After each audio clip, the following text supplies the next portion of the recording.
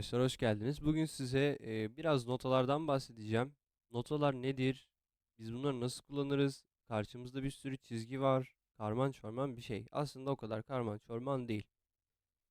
Şimdi notalar isimlendirme olarak do, re, mi, fa, sol, la, si, do, Guido Arezzo dediğimiz bir rahipten geliyor. İlahileri çocuklara ezberlemek için baş harflerini kullanmış ve bu baş harflerin sonunda do, re, mi, fa, sol, la, si, do çıkmış ortaya. Bu kadar basit olarak, genel kültür olarak bunu bilebilirsiniz. Şimdi ardından başlayalım. Bizi karşımızda ne karşılıyor? Bir tane sol anahtarı var. En başta zaten sol anahtarını illa bir noktada görmüşsünüzdür. Sol anahtarının en ucunda bir çizgi var. Bu çizgiye biz sol çizgisi diyoruz. Şimdi karşımızda birbirine paralel 5 adet çizgi var. Bu 5 adet çizgi ne anlama geliyor? Buna bakalım. Bu biz 5 adet çizgi, aynı güzel yazı defterinde olduğu gibi harfleri yazıyoruz aralarına, değil mi? Burada da biz notaları yazıyoruz. Hem boşluklara yazıyoruz hem çizgilerin üzerine yazıyoruz. Aslında do, re, mi, fa, sol, la, si, do sıralamasını biliyorsanız burada bilmek de çok kolay, çünkü aynı sırayla ilerliyor. Şimdi birbirine paralel yatay 5 adet çizgiye biz porte ya da dizek diyoruz. Bunların üzerine de notaları yazıyoruz. Yani porte dediğimiz şey notaları yazdığımız müziksel şekil. Şimdi en baştan başladım. En altta şöyle çizginin üzerinde olan bir nota var. Biz buna do diyoruz. Ardından re geliyor. Şimdi buraya baktığımızda ikinci çizgi sol çizgisi. Sol çizgisinin üzerine ben notamı koydum. Eğer bu çizgi üzerindeki notayı ezberlerseniz tüm notaları bulmanız çok kolay. Do, re, mi, fa, sol, la, si, do, zaten notalar sırasıyla gidiyor. Şimdi sol'den sonra gelen nota ne? Sol, la. Hemen çizginin üzerinde. La'yı koydum. La'dan sonra ne geliyor? Si. Si'den sonra ne geliyor? Do, re, mi, fa, sol, la, si, do.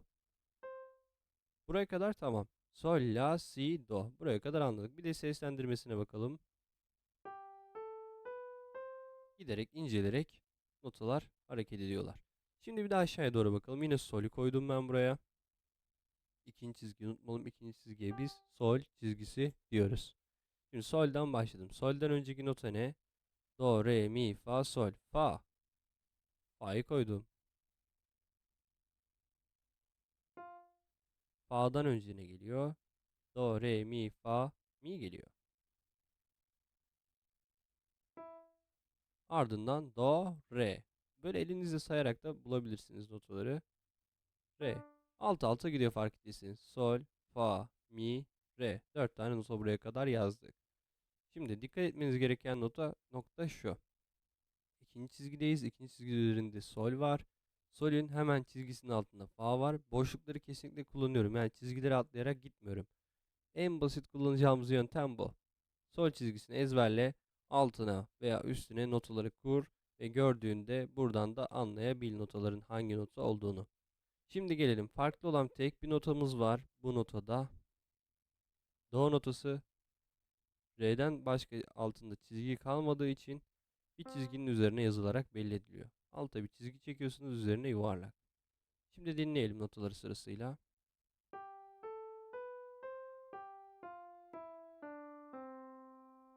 Evet, belli bir ses dizisi elde ettik. Do'dan do'ya hem çıkıyor hem iniyor. Şimdi bir tane örnek yapalım. Geldim. İşte buna sol demiştim. Şuraya bir nota koydum. İnce bir nota koydum. Yukarılarda bir yerlerde. Şimdi ikinci çizgiye ben ne demiştim? Sol çizgisi demiştim. Saymaya başlayalım. Sol, la, si, neymiş o zaman? Do. Şöyle bir nota gördün. Herhangi bir noktada şöyle bir nota gördün. Sol çizgisi nerede? İkinci çizgi. Solün bir gerisinde oluyor o zaman bu nota. Hangi notadır? Fa notasıdır. Notaları bu şekilde bulabilirsiniz. Nerede olduğunu hiçbir önemi yok. İstersen burada olsun. Sol çizgisi nerede? Sol, la, si, do, re, mi. Notayı bulduk. Yani sizin için önemli olan nokta, şunu yapmanız gerekiyor. Do'dan do'ya tüm notaları ezberleyin. Porte üzerinde değil. Sözel olarak. Do, re, mi, fa, sol, la, si, do.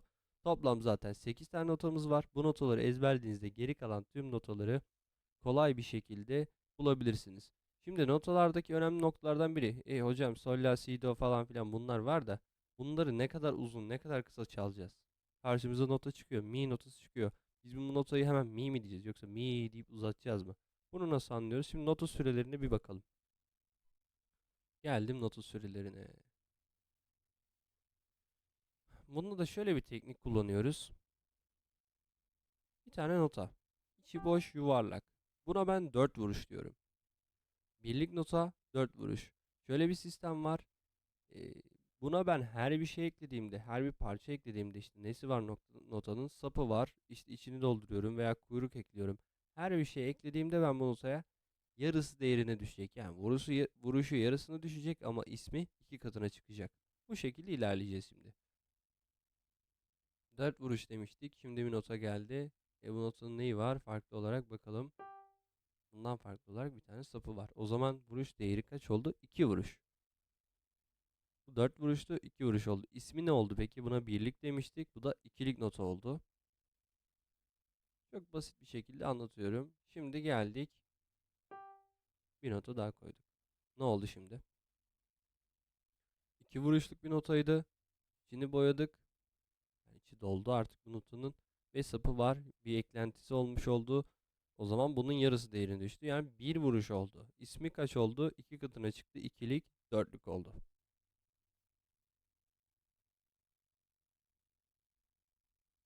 Bir nota daha ekledim.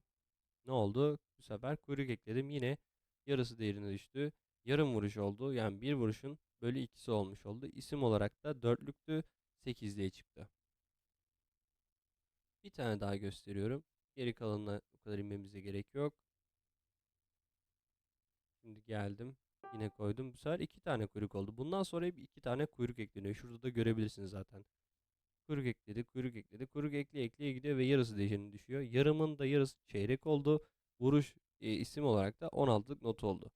Şimdi sürelerine de bir bakalım. Notaların hepsi sol. Şimdi şuna baktım. 4 vuruş olacak. Sol, 2, 3, 4. Bu süre boyunca ben sol diyeceğim. Sol. Bu kadar. İkinci soruya geldim. 2 vuruşluk yapıyorum. Bono şeklinde. Sol. 2 vuruş yaptım ve bitti. Bir vuruşa geldim. Sol. Elimin aşağıdan yukarı inmesine ben bir vuruş diyorum. Şimdi yarım vuruşa geldim. Sol. Yukarıya çıkarken sustum. Çeyrek vuruşta ise artık onun da yarısında. Daha buradayken susacağım. Sol. Şimdi bir de programdan dinleyelim.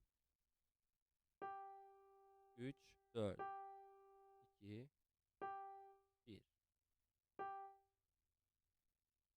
Bir kere daha dinleyelim.